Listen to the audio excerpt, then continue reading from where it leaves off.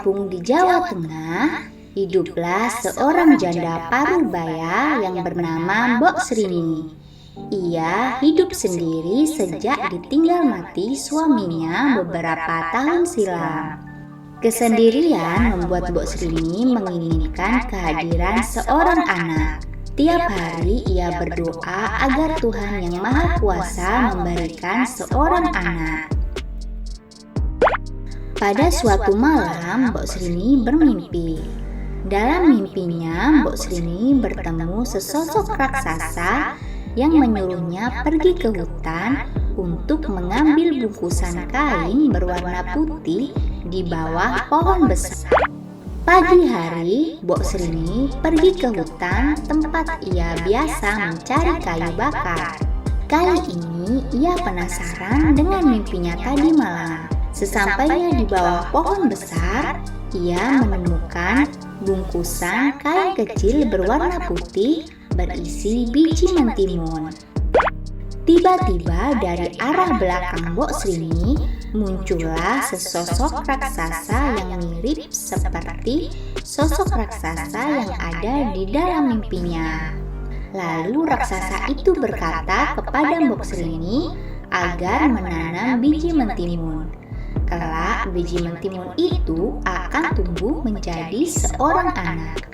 Jika sudah dewasa, serahkanlah anak itu kembali untuk menjadi santapan. Meski masih merasakan takut yang luar biasa, setelah bertemu raksasa, Mbok Srini membawa pulang biji mentimun itu, lalu ia tanam di pekarangan rumahnya. Tiap hari biji timun itu disiram dan dirawat hingga tumbuh menjadi tanaman mentimun yang berbuah. Anehnya, buahnya hanya satu, berwarna kuning keemasan dan terus membesar hingga mencapai seukuran bayi manusia. Lalu Mbok Srini memetik buah mentimun yang sudah matang itu untuk dibawa ke dalam rumah. Setelah dibuka, ternyata di dalam buah mentimun terdapat bayi perempuan. Mbok Srini lantas memberi nama bayi tersebut dengan nama Timun Mas. Timun Mas tumbuh menjadi gadis yang cantik, cerdas, dan baik hati. Saking sayangnya kepada Timun Mas, Mbok Srini lupa bahwa ia harus menyerahkan Timun Mas kepada raksasa yang jahat untuk dijadikan santapan. Akhirnya tibalah waktu raksasa jahat mendatangi Mbok Srini.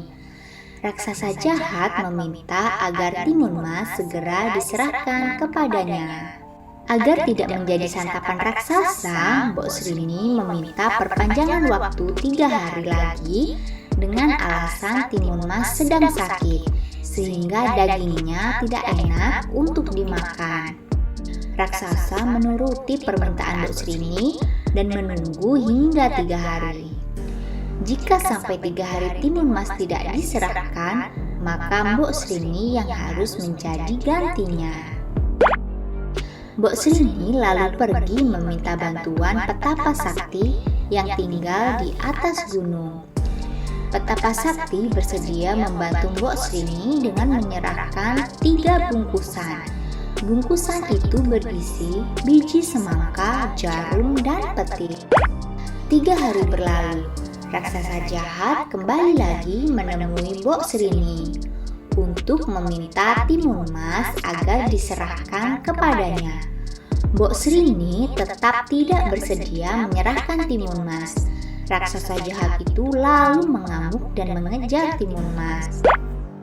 Saat terdesak, Timun Mas lalu menebarkan biji semangka yang diberikan Petapa Sakti. Ajaib, biji semangka yang ia tebar berubah menjadi pohon semangka raksasa yang batangnya melilit tubuh raksasa. Tetapi raksasa berhasil meloloskan diri dan terus mengejar Timun Mas. Timun Mas lalu menebar jarum yang seketika berubah menjadi rimbunan pohon bambu. Kaki raksasa jahat terluka akibat tertusuk pohon bambu yang runcing. Meski terluka tusukan pohon bambu, raksasa terus mengejar Timun Mas. Lalu Timun Mas membuka bungkusan terakhir pemberian petapa sakti. Bungkusan itu berisi petis.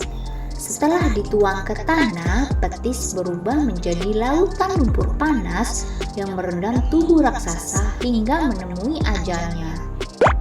Timun Mas akhirnya selamat dari terkaman raksasa jahat. Bersama Mbok Srini, Timun Mas akhirnya hidup bahagia. Hikmah dari cerita ini adalah Jangan mudah berjanji kepada orang lain tentang sesuatu hal yang tidak bisa kita tepati. Jadilah orang baik yang tidak mudah membuat janji-janji serta mengingkari janji.